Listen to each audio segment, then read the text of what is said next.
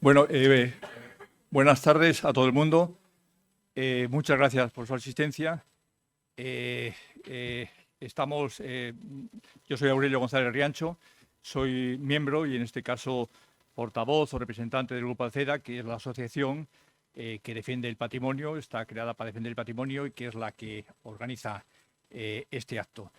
Muchas gracias también al Ateneo de Santander. Es un referente cultural en la vida cultural, repito, de Santander, y siempre es fácil tratar con él para que nos facilite estas aulas. Bueno, Grupo Alceda, no tiene todo el mundo por qué conocerlo, se forma hace casi ya 10 años, llevamos 10 años intentando participar en el debate patrimonial y cultural de la comunidad.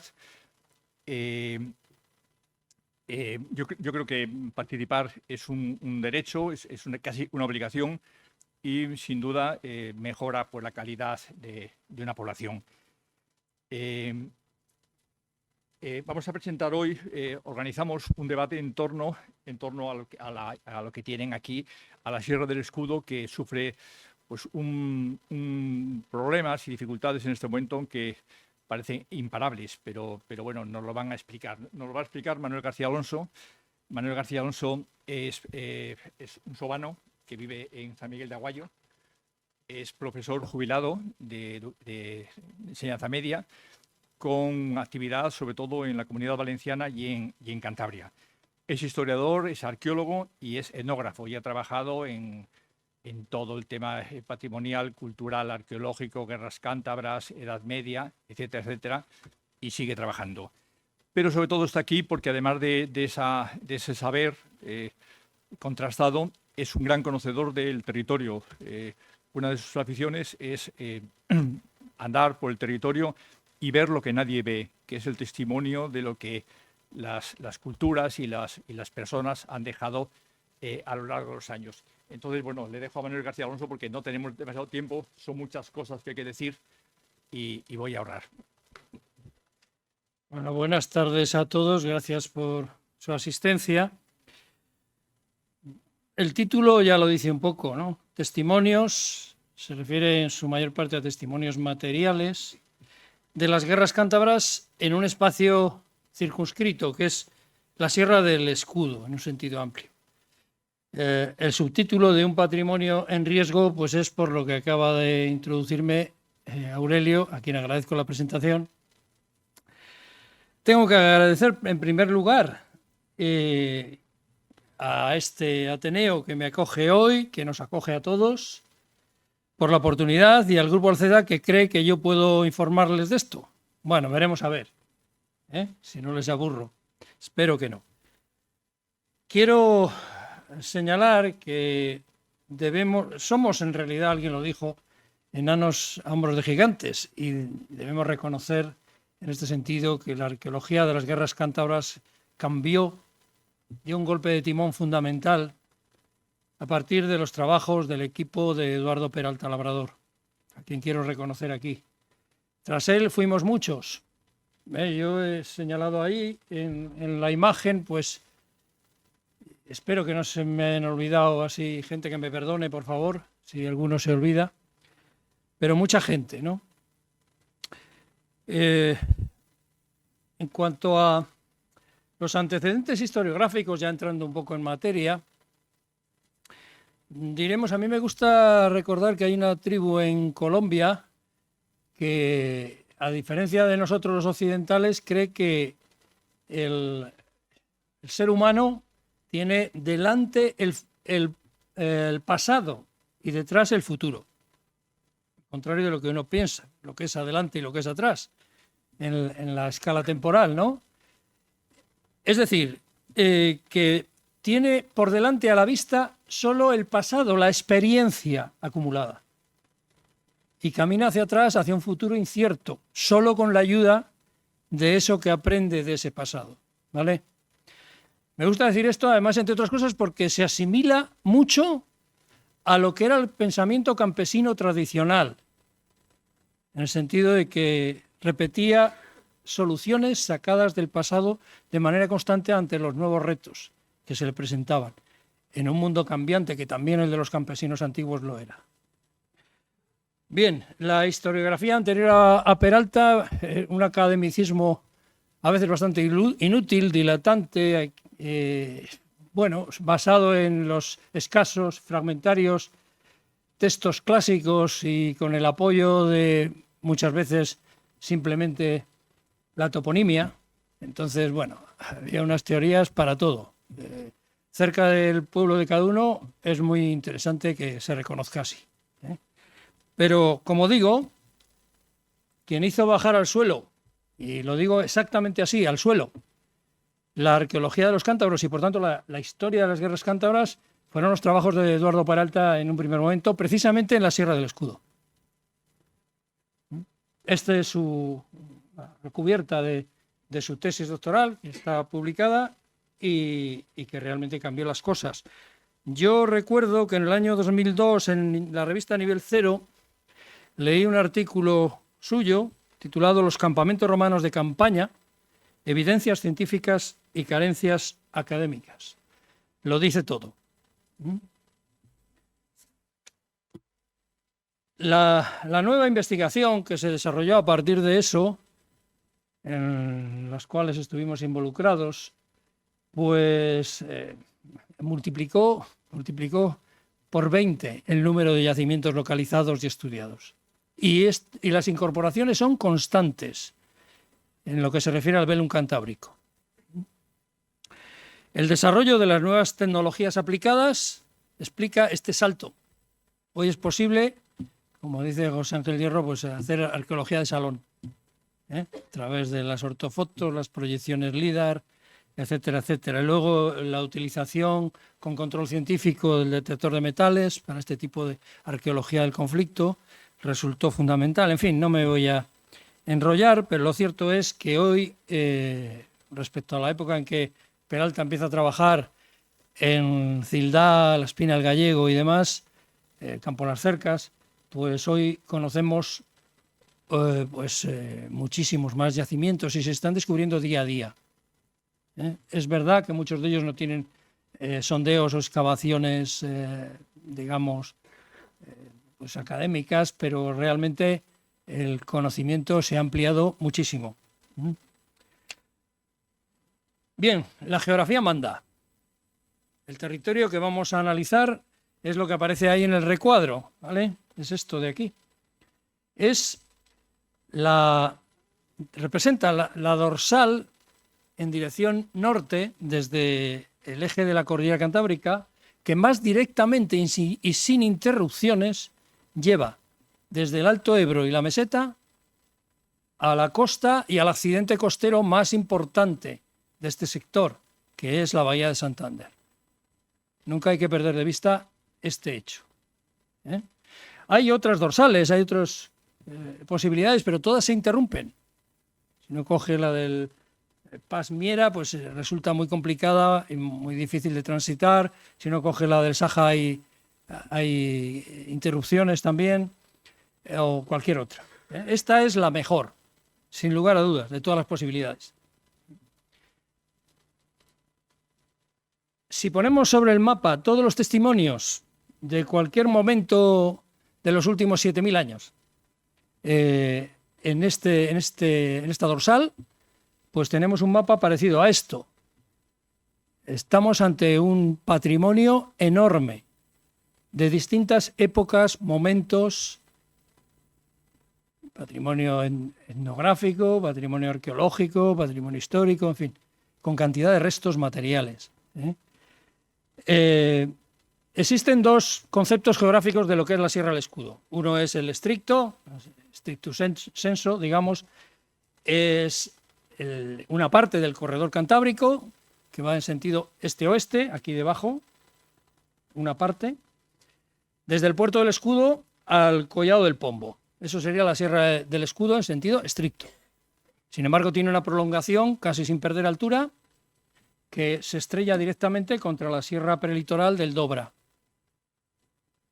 que ya queda a muy poca distancia de la mar. ¿Vale?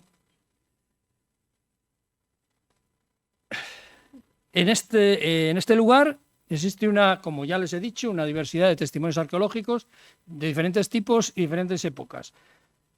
Nosotros vamos a centrarnos en dos de esas épocas, en la arqueología protohistórica y la arqueología romana.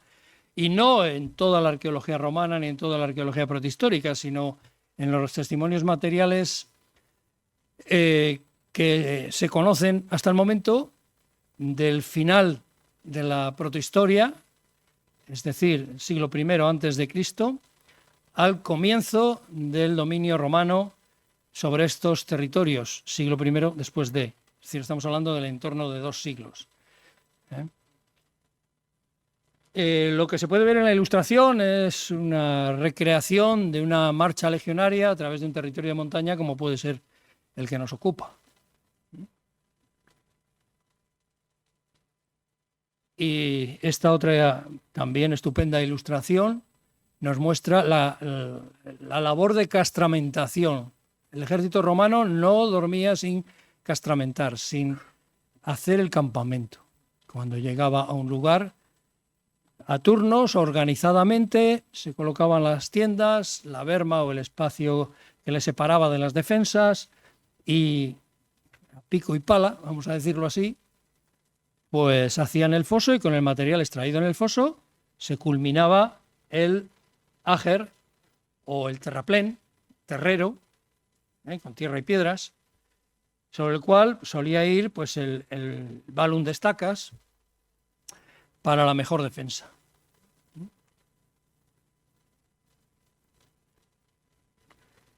Testimonios del conflicto.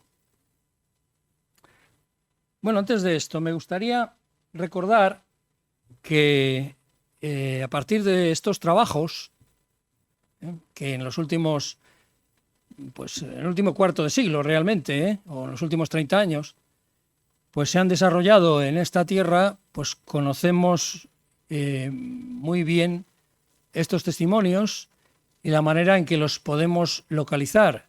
Y que esto se debe sobre todo a la puesta a punto de una metodología específica de la arqueología del conflicto, los campamentos de campaña y marcha, generalmente campamentos que se levantan y se destruyen al paso de las legiones, a veces dejan guarniciones detrás para el control del cordal o el control del territorio, pequeñas guarniciones en pequeños castellum.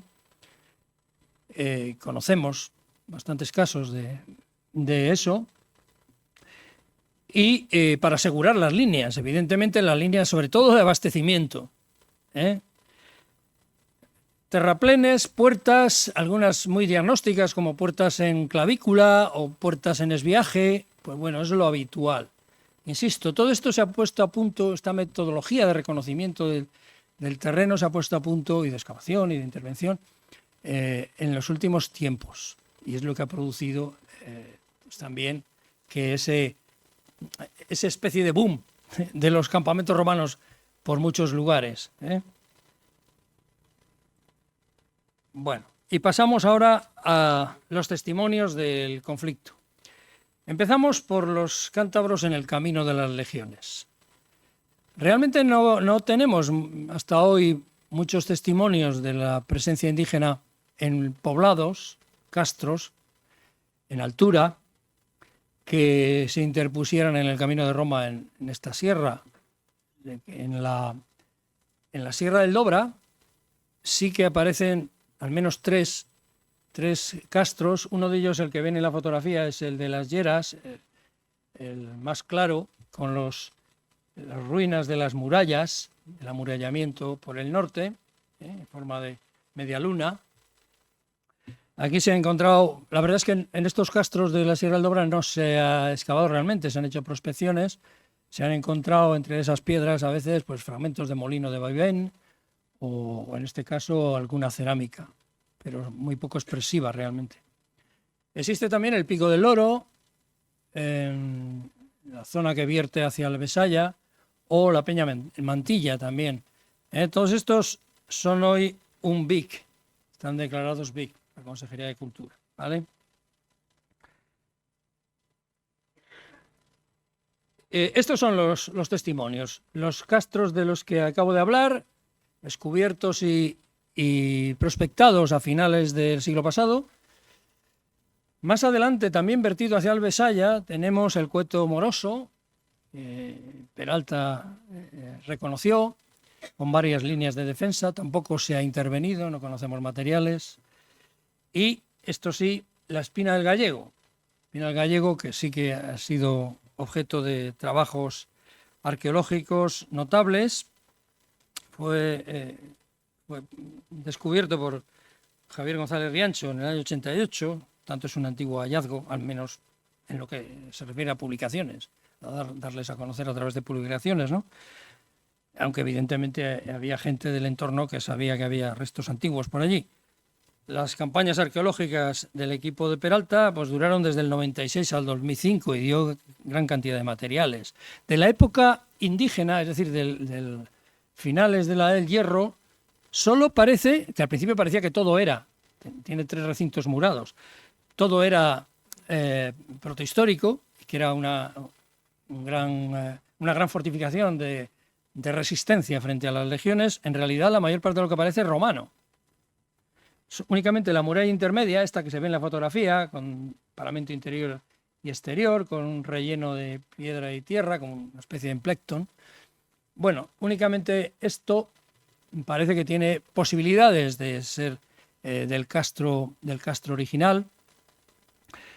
Luego hay algún resto también en la ladera de posibles cabañas de la época, dudosas, porque también se piensa que pueden ser incluso romanas, porque el último recinto es también romano, el recinto exterior, que luego les mostraré.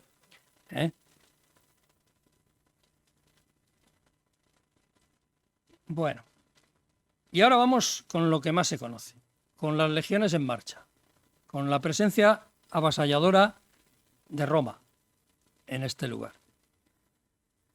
Las bases operativas, bueno, esto es sobre un mapa, los testimonios de campamentos y fortificaciones romanas que conocemos a día de hoy sobre el territorio cántabro.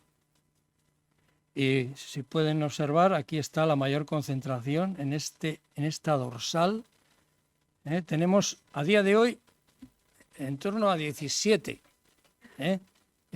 Algunos no están aquí porque todavía no han sido estudiados ni publicados, pero conocemos hasta 17 fortificaciones, todas del mismo momento histórico, todas del mismo acontecimiento, cual representa un escenario impresionante.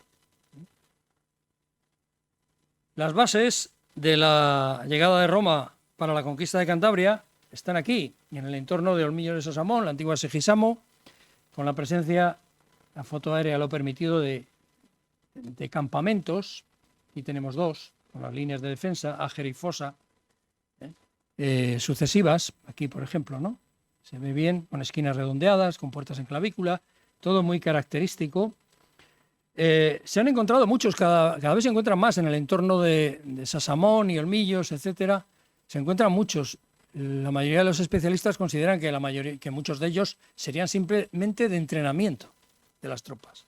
En el periodo invernal, que tienen que estar entrenados, pues los generales y los legados les entretenían constantemente ante el asombro de los indígenas, que decían, ¿estos para qué trabajan? Pero bueno, así luego resultaba la cosa. La llegada de Augusto a este lugar tiene lugar probablemente a finales del verano del 27 a.C. y llega pues con 3 legiones a Tarraco. Atraviesa el Valle del Ebro hacia aquí y bueno, pues construye los asentamientos campamentales. Para emprender la ofensiva, como siempre hacían los romanos, en la primavera siguiente. No se hacían las guerras, y menos en este territorio, en invierno. En esta época, no. Todo el mundo tranquilo en sus campamentos de invierno. Conocemos, están apareciendo cantidad de campamentos legionarios, como este del Portigerón, en los primeros, lo que debieron ser las primeras progresiones del ejército romano, de las legiones romanas hacia el norte, en la comarca de las Loras. Tortolondro, Boga, el Alambre, bueno, ahí ya están saliendo castillejos, hay muchos ya que han aparecido, la mayoría sin estudiar suficientemente. Aquí tenemos uno de ellos, el del Portigerón, tiene una clara entrada en posición central del lager en clavícula interna, sistema de defensa, como les he dicho, muy característico, y los puntos amarillos son simplemente hallazgos de tachuelas, de clavica ligue, de las botas de los soldados romanos. Es un elemento muy definidor del carácter de estos yacimientos. Lo cierto es que sabemos, ahora sí, por los textos, que Augusto no se comió un rosco, hablando de Día de Reyes que acaba de pasar, porque, pues bueno, fue un fracaso la ofensiva del verano del 26 a.C. Él se volvió a Tarraco, que se estaba más calentito, y a tomar las aguas salutíferas, porque llegó enfermó en Cantabria, no le sentó bien este clima. Y al verano siguiente, habiendo dejado las tropas acuarteladas el invierno, debemos suponer que en ese entorno de Sasamón, pues su legado, un general que tenía mucha experiencia en las guerras de montaña, que es Cayo Antistio Beto, emprende la ofensiva definitiva sobre el territorio cántabro en una penetración singular y espectacular. Tenemos una dirección de las flechas desde el sur, después de expugnar los grandes ópida meridionales, Santa Marina Ornedo o Bernorio, entre los principales que impedían el paso, pues las legiones romanas se plantan en la gran llanura del Alto Ebro y se establecen en el campamento del Cincho, al pie de la sierra, realmente. Aquí tenemos pues todos estos yacimientos de esta época y de este origen, fortificaciones romanas, siguiendo la dorsal desde el Cincho, como les decía, aquí abajo, al sur, al lado del Valle del Ebro. Bueno, quiero recordar que la prospección sobre la base de ortofotos antiguas parece que existió otro campamento romano que hoy está cubierto por las aguas, en el fondo de la Vilga, de la llanura de la Vilga. En fin, no tenemos la oportunidad de revisarlo, como os podéis suponer, pero sí, el Cincho sí, estuve yo unos años al frente de las excavaciones y tiene, es un campamento clarísimo, dúplice, espectacular. Y esta es la progresión. Los colores identifican en rojo los campamentos y fortificaciones más claros, mejor estudiados. Los otros colores, pues el amarillo, por ejemplo, representa lo último que se ha ido conociendo, los últimos emplazamientos que tienen todo el aspecto, todas las probabilidades de ser de lo mismo. De distinta categoría, eso sí. Existen grandes campamentos, algunos dobles, existen campamentos más pequeños de una sola legión, existen castellum, en fin, existe de todo. Pero son fortificaciones romanas, sin duda. De hecho, en este escenario que les voy a mostrar, 17 se han reconocido con claridad, 17 yacimientos como estos en una línea de unos 40 kilómetros, por toda la dorsal. Es el mayor de España, de la península ibérica, sin lugar a dudas, como escenario de guerras de conquista. El mayor. Existe solo comparable en Asturias, en la Mesa, pues hasta ahora se han reconocido 6 recintos en 25 kilómetros. Es también el mayor de Europa, hasta ahora conocido, el escenario mayor de Europa. Por ejemplo, solo comparable a la conquista de Germania Magna en época de Tiberio, a orillas del Lippe, pues se han reconocido pues una serie de recintos militares, concretamente en unos 150 kilómetros, 10 recintos campamentales, esos imponentes, pero 10 recintos campamentales. En la conquista de la Dacia, tiempo después, por el emperador Trajano, pues en esta zona existen hasta ahora reconocidos 6 recintos en unos 30 kilómetros lineales. Comparen ustedes. Lo que tenemos aquí realmente, de momento, en lo que sabemos, no tiene parangón. Como decíamos, esta es la zona, el de la dorsal. He señalado también aquí los que están declarados BIC hasta el día de hoy. Este de aquí es el BIC de Cildá y Campo Las Cercas, que es del año 2002, y este del Cincho, que es del año 2004. Lo demás no tiene ninguna protección prácticamente, salvo alguno que está inventariado y en la carta arqueológica, pero ni siquiera la mitad. El asalto se preparó, en mi opinión, y aquí ya voy a meter lo que yo opino sobre estas cuestiones, en el campamento del Cincho, que es un campamento dúplice en el alto de la población, en el alto de la población, y que muestra las defensas con las esquinas redondeadas, varias puertas en clavícula interna, que han sido excavadas, 2 de ellas, y también se han hecho excavaciones en las zonas de Láger, Fosacue, las defensas. De ahí se culmina la sierra. Este yacimiento ha sido encontrado por José Ángel Hierro el año anterior, este que acaba de terminar ahora mismo. Es el campamento de Mediajo Frío. No se ha delimitado en toda su extensión, no se sabe con certeza todavía hasta dónde alcanza y cuál es su estructura definitiva, pero sí se pueden ver en estas flechas rojas cómo se marcan las líneas defensivas, las esquinas redondeadas, la forma más o menos de naipe tan normativa y tan característica de los campamentos romanos de este momento, ¿no?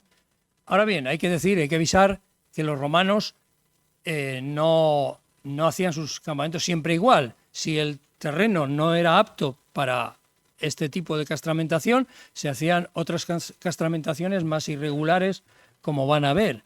Es lo que se llaman castra necesaria.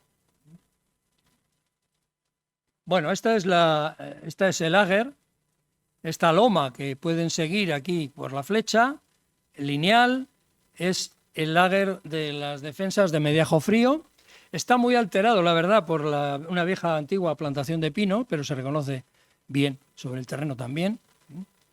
Y en paralelo al exterior, la fosa o el foso, que siempre acompañaba en paralelo al Láger o al terraplén. No hay que perder de vista que cuando se iban destruían.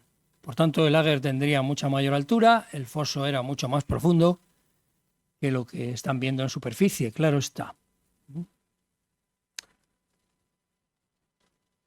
Bueno, las tropas siguen avanzando por el Cordal, descendiendo por él paulatinamente, y el primer contratiempo, hasta ahora conocido, lo tienen en la Espina del Gallego. Allí tenemos 3 estructuras militares, una enorme, de 2 y hasta 3 legiones probablemente. Estamos hablando que la legión tiene de 4 o 5 mil soldados. Si a esto le añadimos pues muchos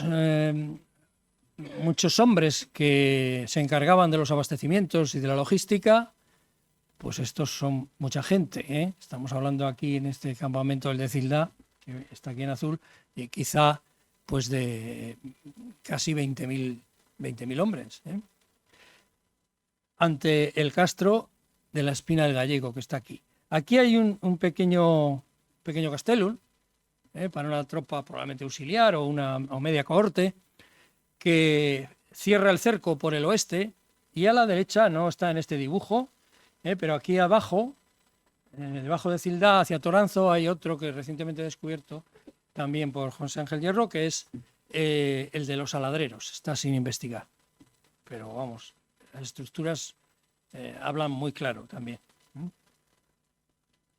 Bueno, al mismo tiempo se está produciendo el desembarco de varias legiones, no sabemos muy bien cuáles ni cuántas, desde Aquitania, embarcadas y desembarcadas probablemente en la Bahía de Santander. Tenemos bajo la catedral los restos romanos de una pequeña villa o mansio o civitas. No sabemos con certeza su extensión y demás, pero es fundación romana Santander.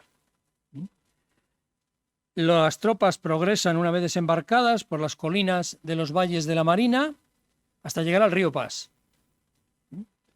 Esto es uno de los campamentos, también localizado por el proyecto Ager en el Bajo Pas, es el de Pando.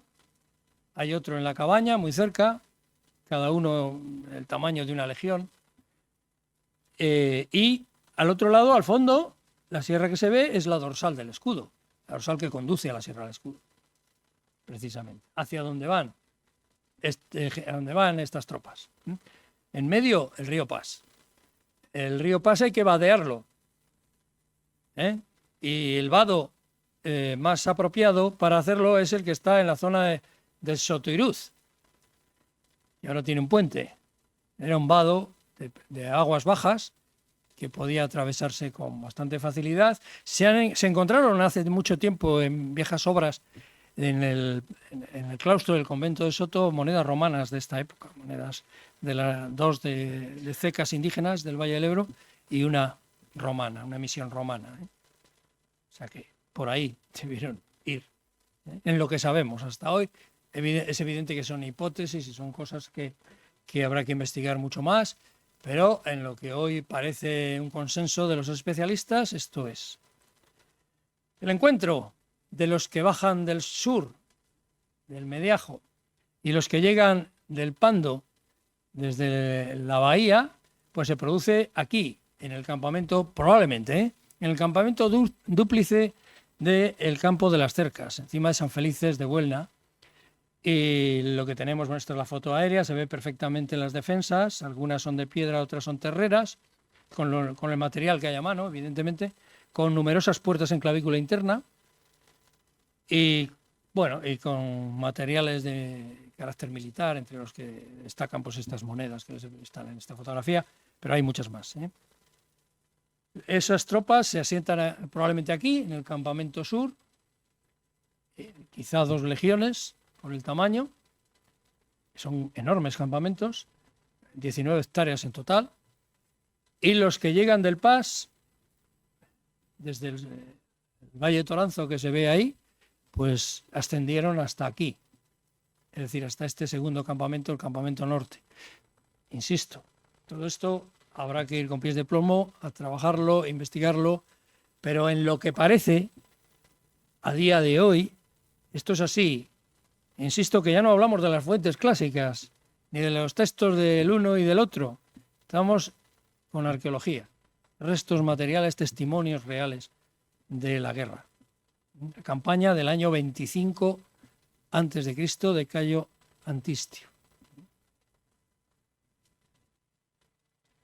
¿Consecuencias históricas de todo esto?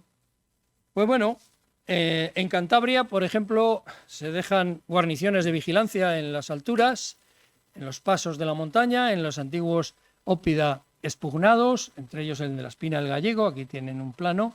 Lo que está en negro parece ser el castro indígena y lo que está en rojo ya son todos los romanos, lo que se construye por el ejército romano, pequeñas guarniciones que quedan ahí. Luego hay que recordar que hay fundaciones que llevan el nombre del primer emperador, Octavio Oleca, en la zona de Valdeolea probablemente, o Iulio Briga, la ciudad de los Julios, la familia de Augusto. Son fundaciones como consecuencia de la guerra, ¿no? También, en cuanto a Hispania, la fundación de Mérida. Hay otras ciudades que llevan el cognomen también de Augusteas, pero en realidad Mérida se funda con los veteranos del año 25, precisamente, de 2 legiones, la quinta Alaude y la 10ª Gémina. O sea que fue trascendental este hecho histórico. Luego, en Roma, pues aquí he puesto un texto de la Res Gesta de Augusto, que habla de cómo el Senado se cierra las puertas de Jano.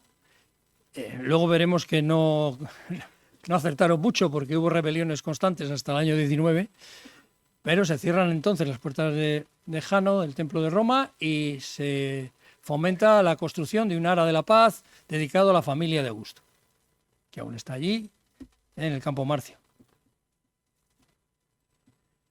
Los restos materiales, o sea, ¿Cuál es este patrimonio? En lo que hoy conocemos, vuelvo a insistir, ¿eh? Pero ¿qué tenemos ahí? Vamos a ver, la situación legal.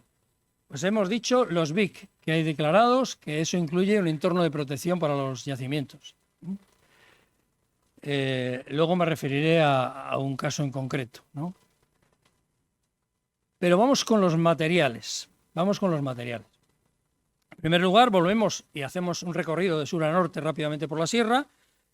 Tenemos el Cincho, son 16 hectáreas, campamento doble, como dije antes, con Ager Fosacue, puertas en clavícula, en fin, lo habitual. Entre la militaria, o sea, entre los testimonios de uso militar que se han recogido en las excavaciones, bueno, tenemos clavica ligue, en fin, otros restos de prendedores, etcétera, monedas. Tenemos una afiladera también. Una de las cosas en las que se entretenían también los soldados romanos era constantemente en reparar las armas, en afilarlas, tenerlas siempre dispuestas. Entonces, la presencia de estas afiladeras es muy habitual en los campamentos romanos. Evidentemente, el que pierde una moneda la busca porque es su salario, vamos, hasta el final. Pero como hay que marcharse, algunas se les pierden. Ases, medios ases, moneda cortada. Todo esto son monedas tardorrepublicanas, casi todas. Hay alguna emisión de época de Augusto, del año 27 a.C., que nos habla de la llegada precisamente de una legión augustea que empieza a ser pagada en Brindisi, que es el puerto de embarque, hasta Tarraco. Bueno, una cosa sobre materiales. Esto también es muy interesante. En las puertas se localizan plataformas en el extremo de las clavículas, plataformas con tormenta, es decir, con balistas, catapultas, elementos de defensa de gran potencia. Y en estas excavaciones hemos localizado bastantes proyectiles elaborados en piedra de ofita, de diversos tamaños, que evidentemente son de este tipo de maquinaria bélica. Hay uno, que es este, que consideramos que por su tamaño y características es en realidad un glande de honda. La artillería la formaba no solo balistarios, sino también honderos. Y de ahí pasamos a unos 4 kilómetros en línea recta a la cumbre, Mediejo Frío. Aquí el reciente descubrimiento nos habla de 2 yacimientos. En realidad puede ser uno, porque la parte intermedia está muy afectada y no se reconoce bien. Las líneas interrumpidas lo muestran. Existe un castellum en la cima, con triple balun en la ladera sur, y un anexo, un recinto anexo. Y existe un castra, forma de naipe, característico. Hemos reconocido aquí en este recinto 2 puertas en clavícula recientemente, este verano pasado. En fin, ha aparecido una posible clavija militar, pero no hemos visto ese material. Entonces no podemos dar constancia fidedigna de eso. Porque se ha hecho, las intervenciones de la administración han sido bastante opacas. Esto es un sondeo del equipo, de la empresa Tanea, supervisada por el arqueólogo territorial, donde sí se ha confirmado que esto es el Ager y esto es el foso. Hasta ahí. La puerta en clavícula, una de ellas está aquí, según la proyección de puntos del LIDAR. Se puede ver ahí una puerta en clavícula. Hay otra en el muro norte. Esta es la del muro oriental. Más adelante, a 1 kilómetro o 1,5 kilómetros, en el cotero Marojo nos aparece un castellum de pequeñas dimensiones, también de esquinas redondeadas, sobre el camino de la cumbre. ¿Vale? No me voy a detener porque no se ha excavado, no se ha intervenido, pero las evidencias son muy claras. Estos son las evidencias en el terreno. Una vez destruido el Ager, o sea, el terraplén, lo que queda es un lomo que a veces se ve y a veces se ve muy mal, se reconoce muy mal realmente en superficie, ¿no? Pero sin embargo, a los ojos del LIDAR, pues se ve bien.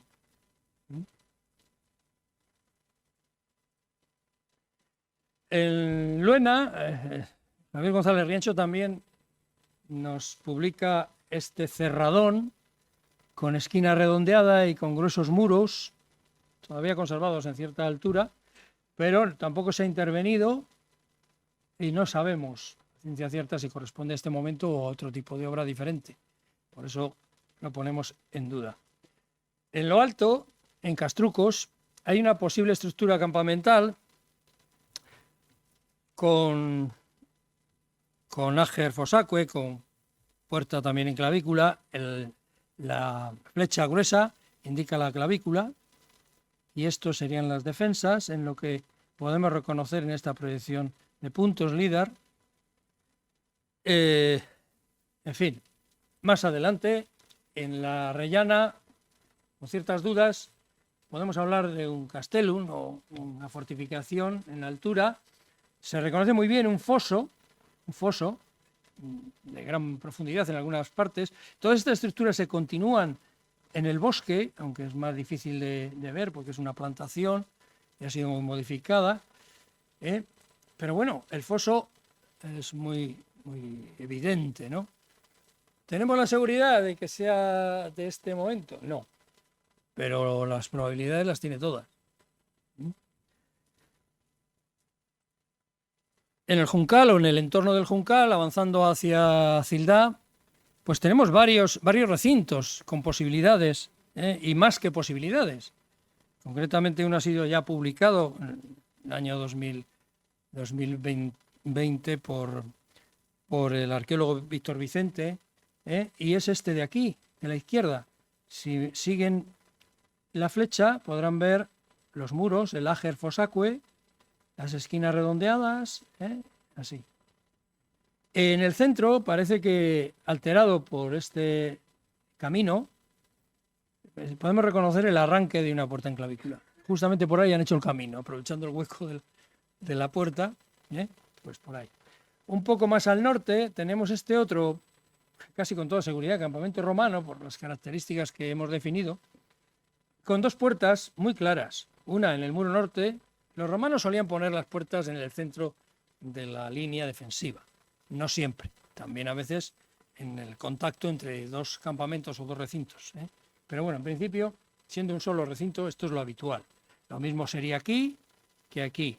Esta puerta, se han encontrado otras en la zona asturiana y leonesa, también en Cantabria, en el Espinal Gallego, por cierto.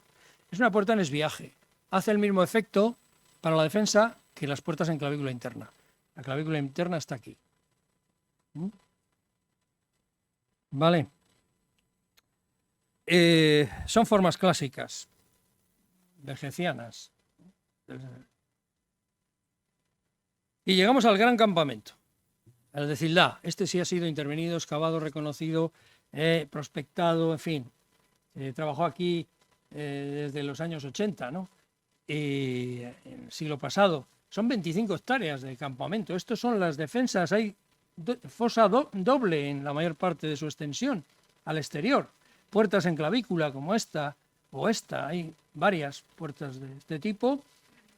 Hay una zona de aguada también cercada.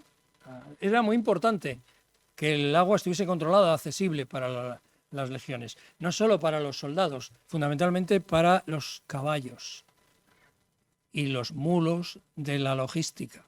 Necesitaban dar de beber a mulos y caballos que consumían mucho más agua que los simples soldados, evidentemente. O sea, hay que pensar en toda la logística que debía acompañar a estos soldados. Una cosa muy característica y muy peculiar, que nos habla de que este campamento estuvo abierto y en uso durante bastante tiempo, desde luego bastante tiempo, pueden ser un mes. No estoy hablando de un año ni de dos, aquí solo era para verano, pero sí que hay un cierto cuidado en la construcción, porque, por ejemplo, ha aparecido la vía que se considera pretoria, que conduciría al pretorio, la tienda del general, ¿no? Y es una obra en piedra, una obra de ingeniería militar romana.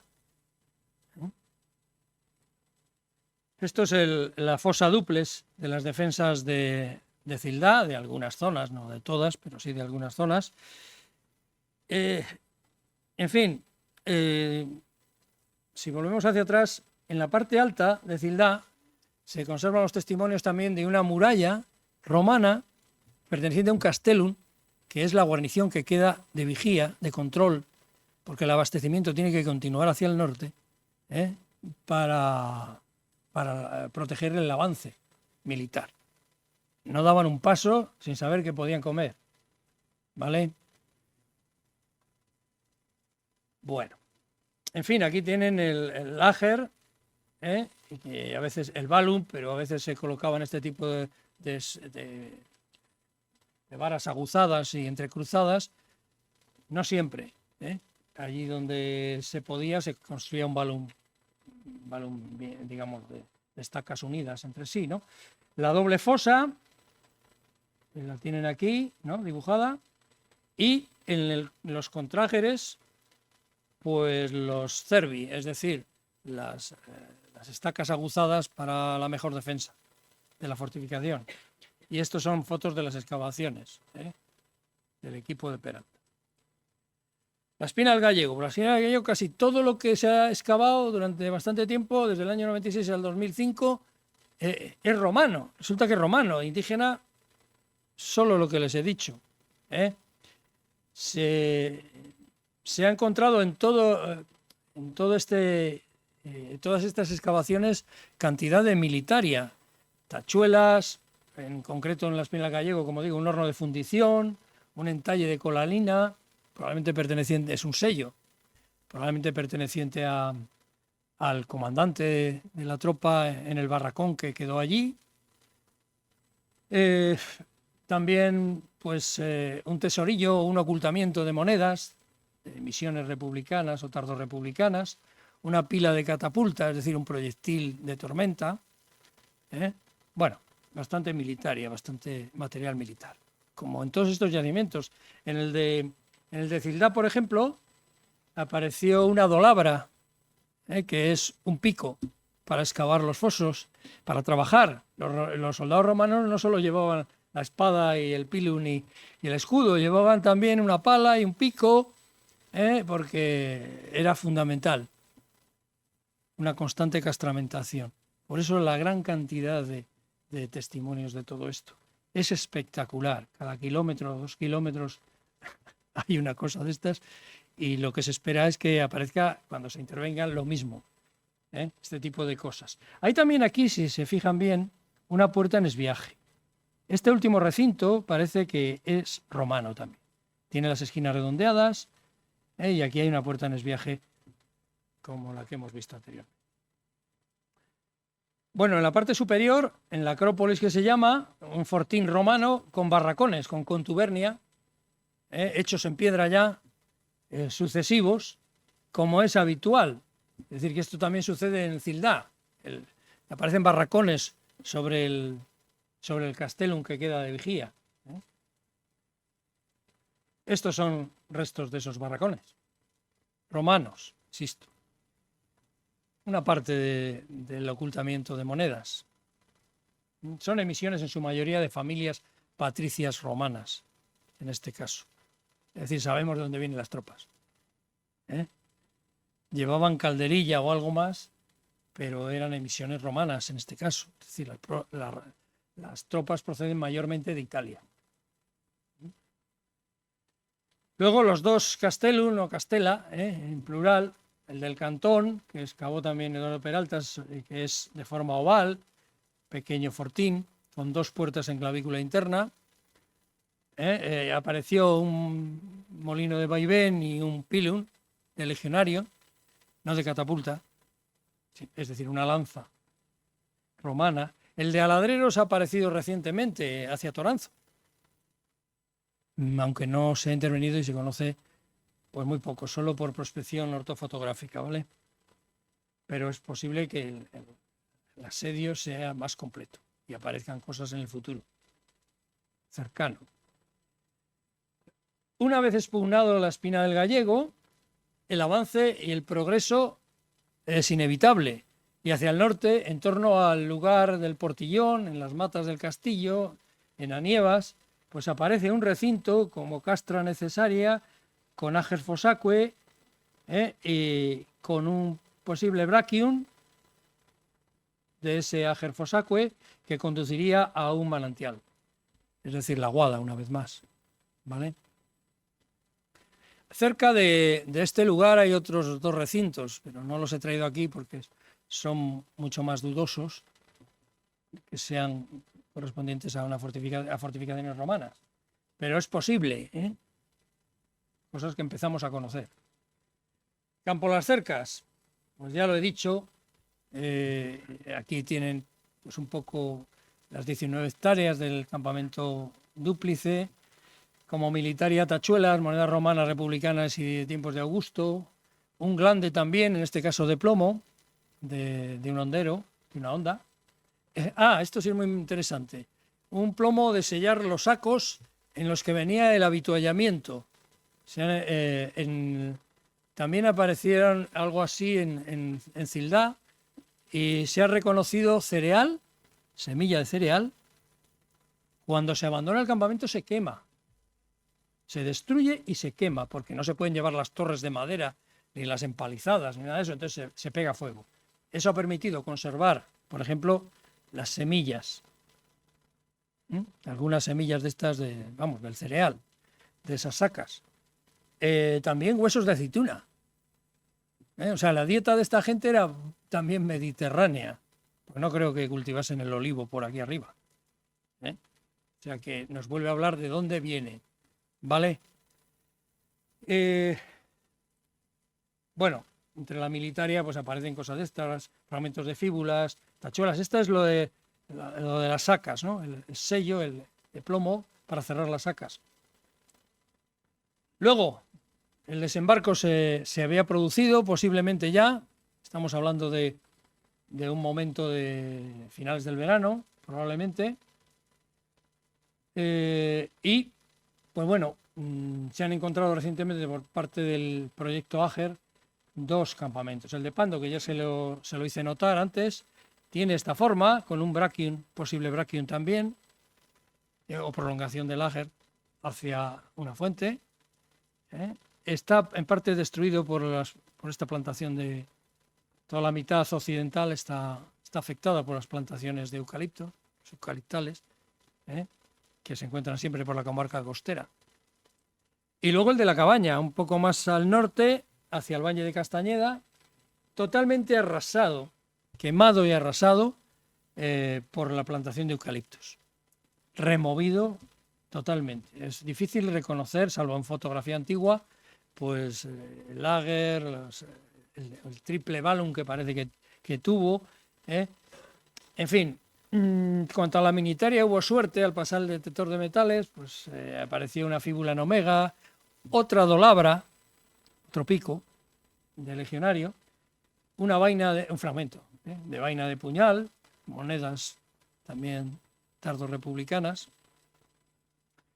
Esto es una foto del equipo de la zona destruida por la maquinaria, del posible Ager, el posible terraplén. Y nos plantamos ya, para terminar, en las amenazas sobre este enorme y riquísimo patrimonio histórico y arqueológico. Nunca insistiré lo bastante sobre este particular,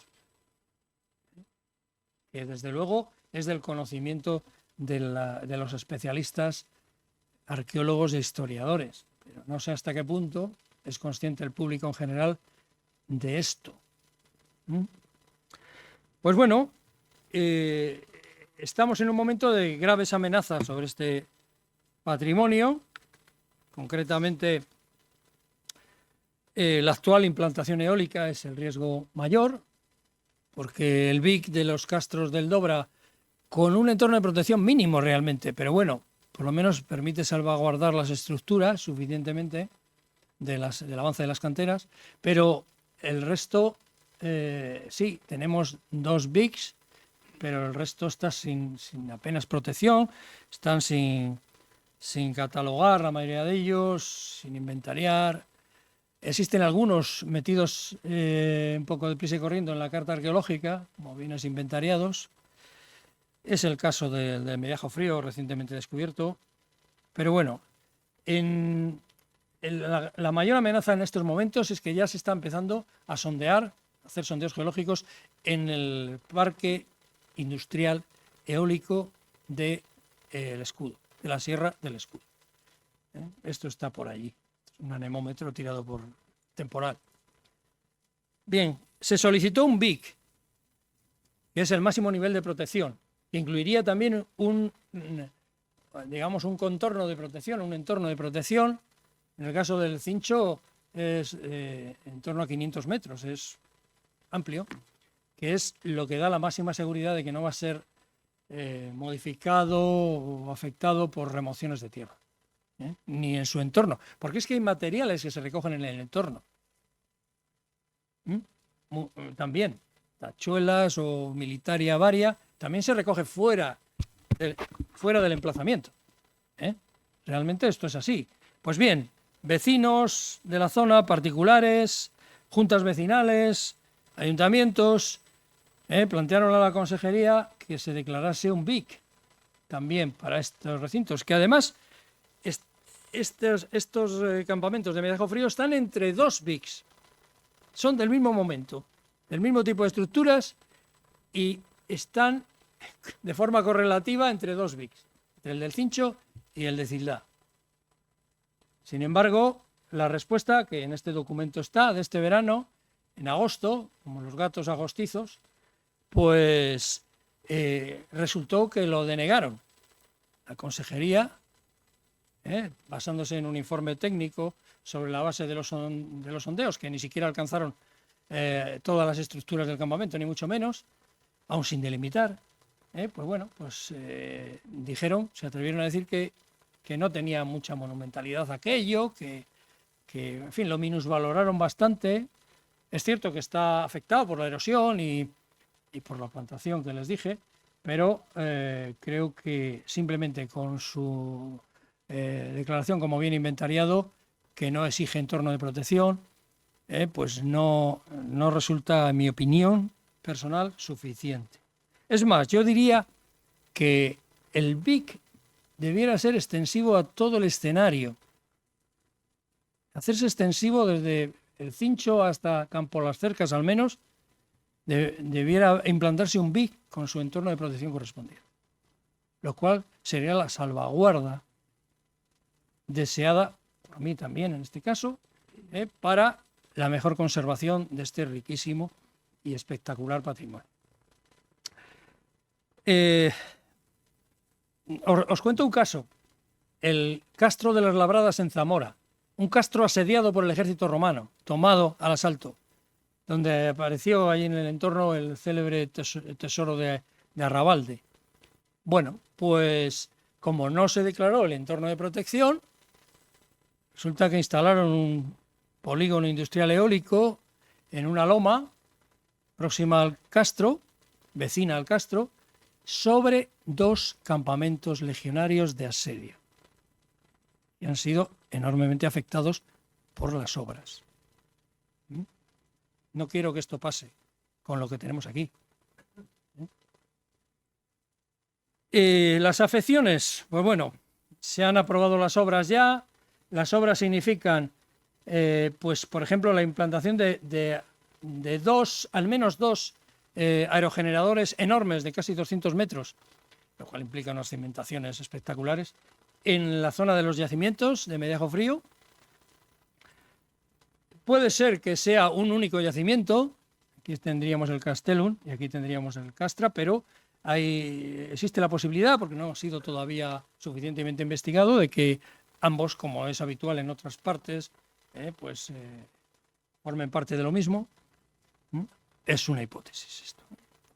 Lo cierto es que las obras, aunque fuesen dos, vamos a suponer, 2 yacimientos, el Castellum y el campamento, las obras proyectadas implican el paso de viales que afectarían a los 2 yacimientos o al uno en concreto, los accesos a la base de los aerogeneradores, aquí en este caso en la Torre 24, Y las remociones de tierra enormes con la utilización de maquinaria pesada, la ampliación de pistas que se necesitan, que son como de 8 metros de amplitud, que, bueno, realmente la afección sería imponente, en este caso. Se ha obligado ante el conocimiento porque hemos informado a la Administración, se les ha pedido a la empresa una serie de medidas condicionantes, que haya un seguimiento de un arqueólogo, que por la ley de protección de datos se niegan a decir ni quién es, que se haga una señalización y balizamiento en unos 200 metros en torno al eje de las cimentaciones, lo cual no cubriría todo el yacimiento, ni mucho menos, ese balizamiento, señalando a 3 metros de las estructuras, solo a 3 metros de las estructuras, esa indicación, con lo cual todos los materiales que aparecen hacia afuera o hacia adentro del castra, todo lo que puede salir a un lado y otro de los sájeres, pues no quedarían protegidos. Y bueno, así hemos llegado a hoy. La situación, pues la Crotu ha aprobado esto y estamos tirando para adelante. Ya están las máquinas perforando. Los sondeos geológicos es el primer paso. En la reunión de la Crotu la decisión fue favorable a las obras, con esos condicionantes, claro, pero todos los colegios profesionales y la Federación Cántabra de Municipios votó en contra. ¿Quiénes votaron a favor en la Crotu? Los funcionarios y la Administración, que son mayoría. Ya se encargaron de modificar la composición de la Crotu para que resultase en mayoría. Es evidente por qué lo hicieron. Aquí hay enormes intereses económicos, lobbies potentísimos que tienen relación con nuestras autoridades, sin lugar a dudas. Estamos hablando de Iberdrola, el Banco de Santander, etcétera, etcétera, etcétera. No estamos hablando de cualquiera. Los que nos oponemos a esto, y yo el primero, somos pues arqueólogos, vecinos de la zona, presidentes de juntas vecinales, concejos, algunos ayuntamientos. Estamos peleando, ahora estamos en contenciosos contra esta fuerza avasalladora. Recuerda esto a los cántabros resistiendo malamente a la pisonadora romana, ¿no? Algo así. Estamos en estas, hemos hecho concentraciones, alguna manifestación, en fin, venimos de zonas, yo vivo en San Miguel de Aguayo, venimos de zonas muy despobladas. De alguna manera venimos reclamando también cierta solidaridad de las zonas pobladas de la Marina y del entorno de Santander, que de alguna forma conozcan esto, lo que se va a hacer allí, y se puedan solidarizar con los 4 gatos que estamos por ahí arriba. Y esto es la Torre 23, a 40 metros del primer áger defensivo del campamento de Mediejo Frío. Están perforando. No hay nada señalizado, ni balizado, ni nada. Ya están perforando. Luego sigue la Torre 24, que estará dentro del campamento, dentro del yacimiento. Y así estamos. Esto he subido yo ahí la semana pasada, hace una semana, y esta es la foto que obtuve. Vale, ahora está todo nevado. Han parado los trabajos, claro. Pero bueno, en cuanto desaparezca la nieve, proseguirán. Bueno, muchas gracias por su atención. Yo les dejo con mi colega Aurelio Riancho, que les va a contar algo muy interesante, que es qué representa la construcción de un polígono industrial eólico. Muchas gracias.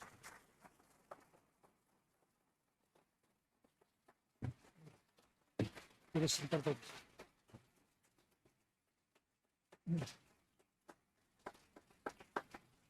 No, esta está empezada.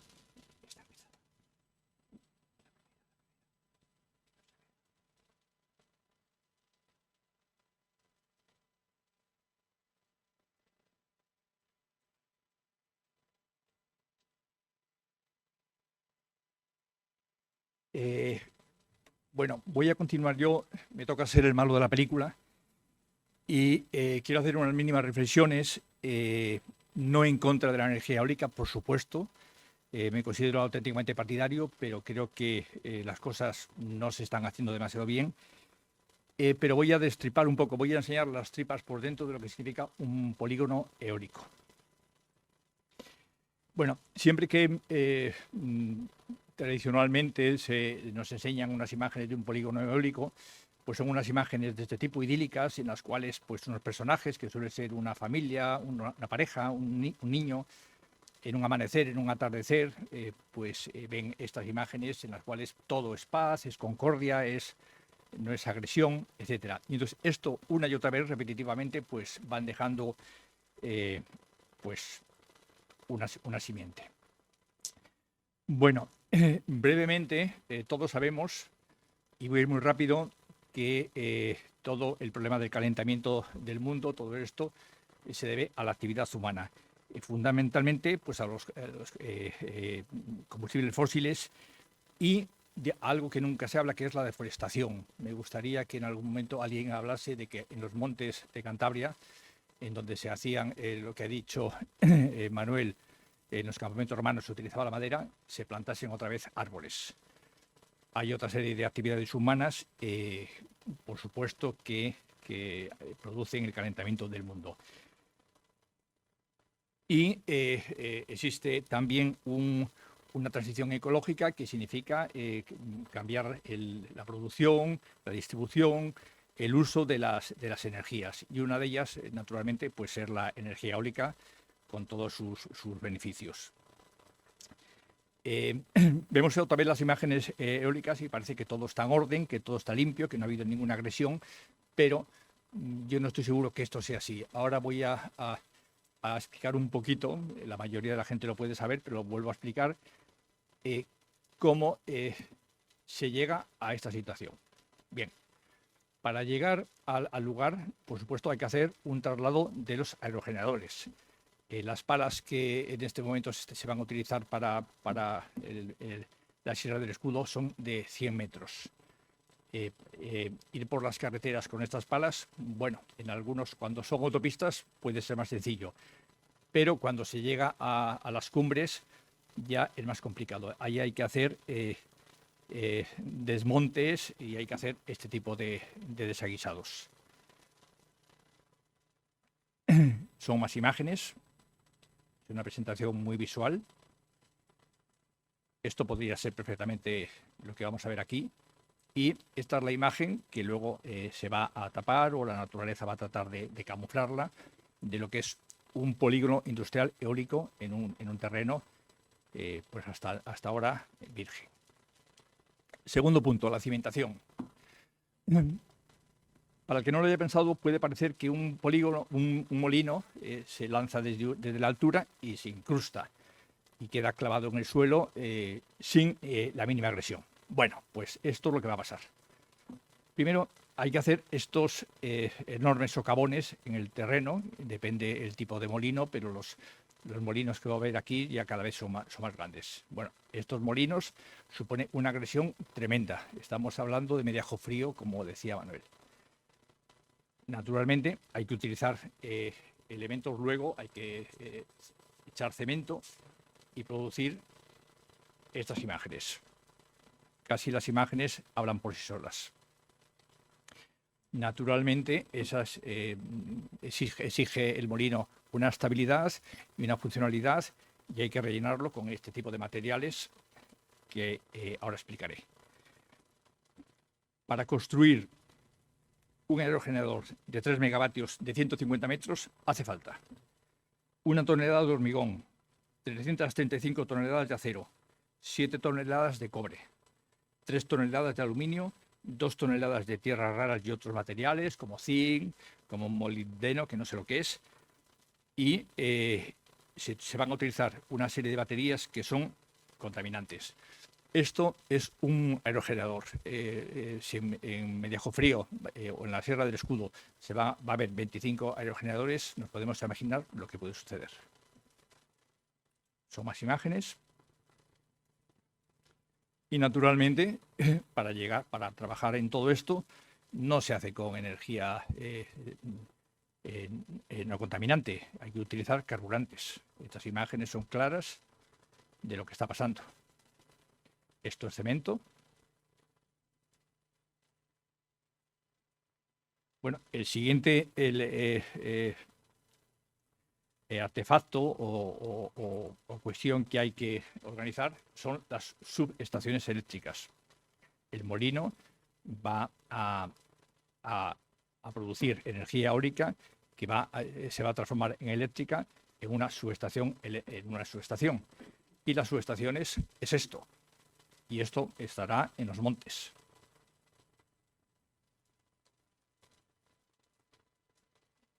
Esto va a estar en los montes. Naturalmente, de la subestación eléctrica, para distribuirlo, tiene que haber líneas de alta tensión.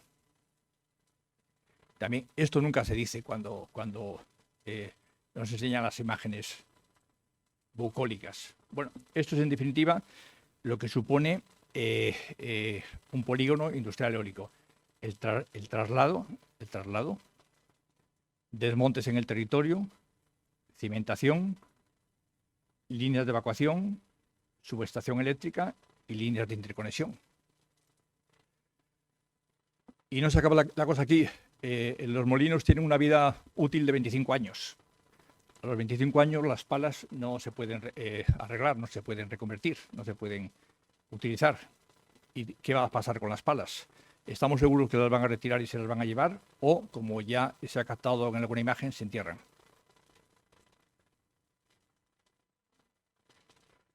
Las empresas que ahora montan los polígonos eólicos dentro de 25 años seguirán, se encargarán, serán responsables.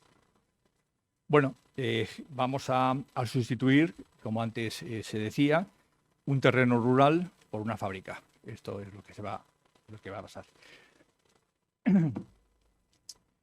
No estamos en contra, a pesar de todo esto. Cualquiera puede decir, bueno, es que este señor que está en esta mesa es absolutamente enemigo de la energía eólica. No. Yo creo que hay diferentes territorios, unos son más frágiles que otros. No es lo mismo una meseta que una cordillera, que otros territorios, y que unos son más propicios que otros. Entendemos que el problema energético español es un problema nacional, y España es muy grande, y hay territorios que pueden ser más susceptibles de tener polígonos eólicos. Estoy absolutamente convencido que la cordillera es de los que no. Bueno, pues este es el mensaje que quiero lanzar nada más. Siento haber sido el malo de la película, pero eólica sí, así no.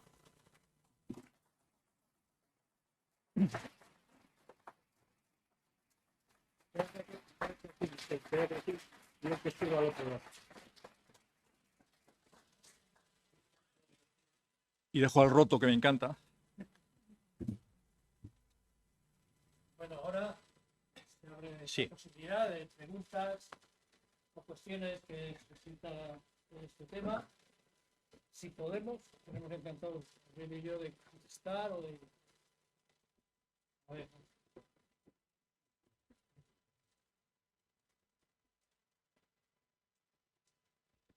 Buenas tardes. Buenas. Voy a hacer una pregunta retórica. Veo que además del destrozo de la naturaleza, también, claro, hay un destrozo de patrimonio histórico y arqueológico. La pregunta es, aunque haya campamentos donde las estructuras son muy poco visibles, ¿eso en realidad quiere decir que son menos importantes arqueológicamente?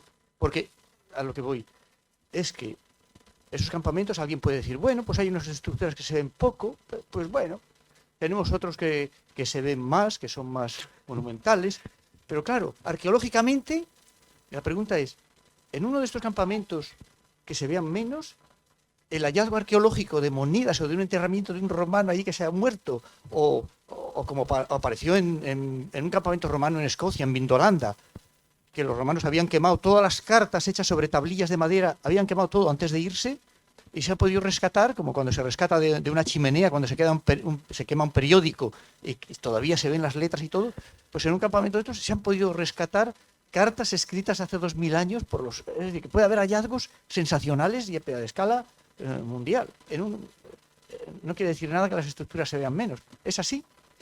Ángel, ¿Puede ser así? realmente tocas un aspecto que yo he citado también en mi exposición y es la contestación de la Consejería a la petición de declaración, que fue negativa. Y en lo que se escudaron es precisamente eso, que las evidencias pues son pequeñas o relativamente, no tienen monumentalidad, claro está, ¿eh? Y esto, sin haberlo intervenido, sin haberlo excavado, la importancia, de hecho, en lo que conocemos ya es muy grande. Como simple testimonio de esa conquista de Cantabria, de esa ofensiva del año 25, el conjunto es lo que le dota de valor, conjunto del escenario. Y luego, pues que sin excavarlo y sin saberlo, realmente, pues podemos tener hallazgos de cualquier tipo. Hasta ahora, básicamente son materiales militares, pero no menos valiosos los de un campamento que los de otro. En lo que hemos excavado, prácticamente, incluso hay restos en el barracón de la Espina, pues restos de valor. Ese sello de coralina naranja, por ejemplo, es espectacular, digno del mejor museo sobre las guerras y la arqueología romana. O sea que realmente, sin saberlo, lo que yo vengo a decir es que, sin saberlo, lo que tenemos que hacer es protegerlo. Nada más. Tenga 3 metros las murallas o medio. Buenas tardes. Mirad, Buenas tardes. cada uno tenemos un punto de vista. Yo vivo al pie de Reynosa y están un poco en privado diciendo, bueno, pero es que eso soluciona. Para mí, lo terrible de esto es ¿qué vamos a dejar a nuestros hijos? Las ciudades las tenemos machacadas. Se salvan algunos edificios. Pero el campo nos le vamos a comer. A mí me escalofría lo que dejamos detrás de nosotros. Esos monstruos. Porque son unos auténticos monstruos. No sé, eso es lo que quería deciros. Que me escalofría de verdad, ¿eh? Aurelio, ¿quieres contestar o te meto yo? Vale. Bueno, realmente convertir un suelo rústico con unos recursos tradicionales utilizados, pastos, leñas, etcétera, en una fábrica, lo has dicho tú, Aurelio, realmente es una fábrica subida a las cumbres. Sí, subida a las cumbres con todo el deterioro de fuentes, manantiales, etcétera, no solo del patrimonio, que por supuesto. Pues realmente es pan para hoy y hambre para mañana, porque esto es una fortaleza del territorio. Es decir, esas fuentes, esos manantiales, esos pastos, esos bosques, son una fortaleza territorial. El espacio, lo ha dicho Aurelio muy bien, el espacio más frágil que tenemos hoy, pero el mejor conservado, es el corredor cantábrico, el corredor del eje de la cordillera, de este a oeste. El mejor conservado hasta hoy, lo otro está mucho más alterado. Y ahora llega la oportunidad de empezar a destrozarlo. Yo estoy en la misma línea que Aurelio a favor de la energía. Yo lo que discuto es el modelo de implantación. No hay planificación. La administración no ha hecho un plan eólico regional o un plan energético regional. No hay. Se ha dejado al albur de las empresas, poderosísimas empresas, el que decidan dónde quieren, dónde les viene bien. La administración se ha limitado, en mi opinión, a dejarles el campo libre. Aquel célebre mapa que sacó Gochicoa, que era lo más parecido a un papeluco de planificación, pues bueno, lo que decía era que donde habían pedido, eso se podía. Que donde no habían pedido las empresas estaba todo protegido. O sea, un chiste, realmente. Yo creo que el problema energético es un problema nacional. Toda la energía que se produce en diferentes sitios va a Red Eléctrica Española, y Red Eléctrica Española lo distribuye en función de las necesidades. Y no, como se ha dicho alguna vez, no hay autoabastecimiento. El autoabastecimiento es nacional. Y internacional, a veces. También, sí. Entonces, bueno, pues que nosotros tengamos que tener más energía eólica que nuestros vecinos de aquí o de allá es algo que no tiene ningún fundamento. Claro. ni... Porque no tenemos plátanos, hay que plantar plataneros. Claro. No lo entiendo.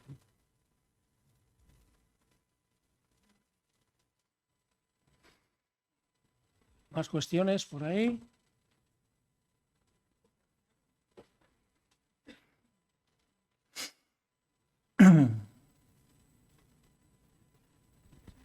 Hola, mi nombre es Rosa y vivo en el Valle de Toronto. Entonces, aparte de la parte histórica, efectivamente, que es muy importante, yo pregunto, al hilo que decías que vivimos 4, ¿y dónde vamos esos 4 si nos van a faltar los acuíferos? Porque todas esas cosas que van a hacer es muy probable que nos afecten muy directamente a los habitantes de la zona, ¿o no? Seguro. Vamos más a la España, ¿cómo se dice? Vaciada. España vaciada. La zona o de por la España vaciar, vaciada. O por vaciar. O por vaciar. Sí. Es que lo comentaban hace poco en Luena, en una reunión que hubo sobre estos temas, de que los ayuntamientos estaban a favor, pero había un grupo de gente entre los que se encontraban juntas vecinales que para nada estaban a favor de todo esto. Y como bien dices, nos están llevando las industrias ahí arriba, pero no, ¿eh? ¿Qué podemos hacer? A ver, no hemos hablado más que del patrimonio, digamos, histórico-arqueológico, pero lo que tú has dicho sobre el patrimonio natural es que toda esa zona del Cordal de la que estamos hablando es una zona de brañas, de pasto, de los ganaderos del lugar, llena de fuentes, manantiales que se alimentan de turberas que permiten que haya agua en verano en aquellas alturas, por eso son pastos ricos, existen pues mediajos. La palabra mediajo significa una zona donde media el ganado, donde el ganado permanece sesteando. Bueno, pues todo eso va a ser duramente afectado. Ya no estoy hablando del campamento de Mediajo Frío.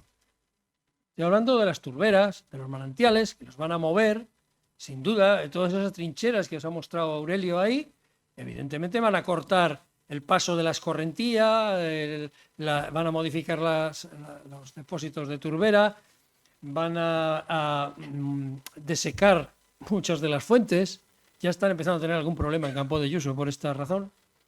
Yo no me he querido entrar ahí, me he limitado a la cuestión de patrimonio cultural y sobre todo de arqueológico, pero para mí es totalmente evidente, ¿eh?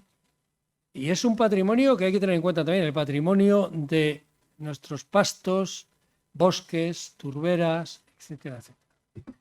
Y yo creo que una de las causas del cambio climático, del calentamiento del mundo, es la actividad humana. Eso está admitido, ¿no? No hay muchas dudas. Y esto es más de lo mismo. Sí. Esto va a producir un efecto bueno, la energía eólica va a ser energía, está claro, pero va a producir un efecto negativo sobre el calentamiento del planeta. Sí, a mí me gustaría hablar de árboles. Claro, también. Si a la última la cuestión no es eólica sí, eólica no. La cuestión está dónde y cómo. ¿Cuál es el modelo de implantación? Y esto es un desastre. Yo lo tengo que decir así a las claras.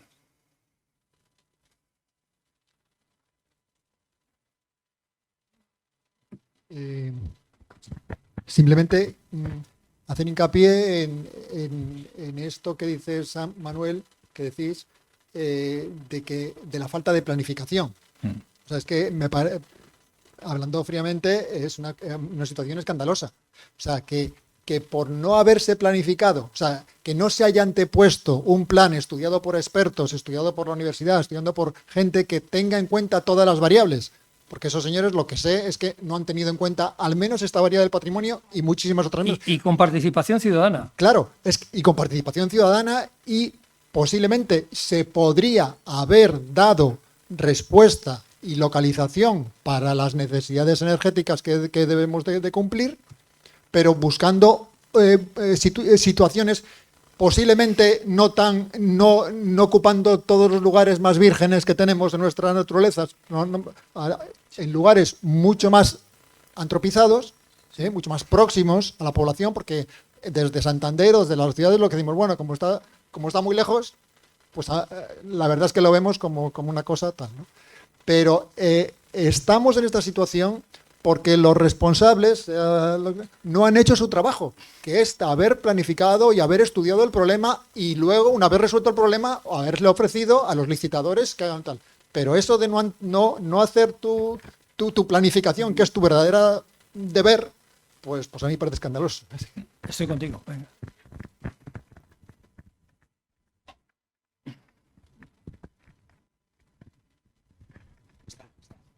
Hola, buenas tardes.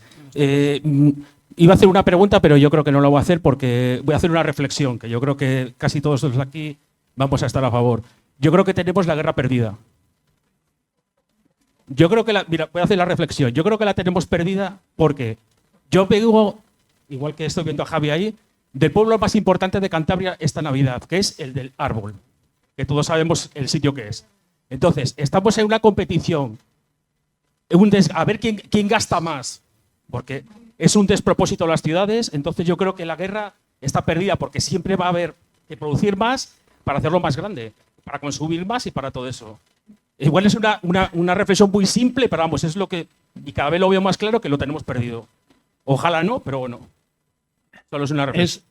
Es muy derrotista, ¿eh? Es muy derrotista. Estamos dando la batalla, pese a ser 4, estamos dando la batalla. Está ahora, hay varios contenciosos por parte de ayuntamientos y plataformas, porque eso de que todas las plataformas sean, todos los vecinos más o menos estén a favor o tal, es mentira, y los ayuntamientos tampoco. Hay ayuntamientos como el mío, el de San Miguel de Agüello, que ha metido ya 2 contenciosos a la administración. Y hay alguna junta vecinal, algún concejo que está en lo mismo. Y ahí la plataforma del Fondo de la Cordillera Cantábrica también lo ha hecho. O sea, yo no iría... En fin, sabemos contra quién luchamos, pero vamos a ver. Sí. Sí, hola, buenas tardes. Buenas Muchísimas gracias por haber explicado en zonas urbanas que muchas veces lo que habéis comentado no les llega ese sentimiento de que los montes en los que has paseado de niño, los que has ido a cuidar el ganado, los que has bebido en los arroyos vírgenes, que ahora vengan con excavadoras enormes, agujeros en la cordillera como un cerdo cuando le abren el canal. Eso a los que estamos cerca del territorio, como decía uno de mi pueblo, nos hierve la sangre. Pero deciros que lo de la electricidad hay que electrificar y que Europa dice que hay que cambiar los combustibles fósiles, pero dice que hay que mantener la biodiversidad. Son 2 patas y si una mata a la otra, mal vamos. Y la electricidad dentro del consumo de energía, de toda la energía que se consume, la electricidad solamente es el 20%, bajando. El consumo de electricidad es menor. Ahora lo quieren electrificar todo, pero no porque pongan más molinos. Una tecnología casi obsoleta. Lo de los molinos de eje horizontal enormes, eso posiblemente, dicen que 25 años de duración, seguramente que antes caerán. Y después, ¿quién los quita del monte? ¿Quién quita esos millones de toneladas de hormigón? Gracias por vuestra intervención. No, gracias a ti. Ya va siendo la hora. Sí. Vale, os agradezco a todos vuestra presencia. Muchas gracias. Os agradecemos, muchas gracias. Muchas gracias.